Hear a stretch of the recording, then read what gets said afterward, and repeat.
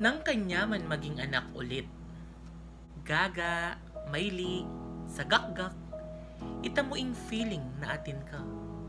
Keng katawan ka mo pin makaramdam sakit pag anak ka. Makamis pintang panahong tud mo ing masusugat, kendi mo ing gagagan mo, at piyalungan mo ing piyagawan nyo. Pero habang tutwata pala, na napanamdaman ning katawan taming sakit. Dahil puso na pala ing makaramdam kanini. Nya minsan naisip tamo, sana bumagal na yung oras, ampo yung durot ning yato. Kasi kapag mabilis, bala mo mabilis din mawala yung memories o yung alaala tamo.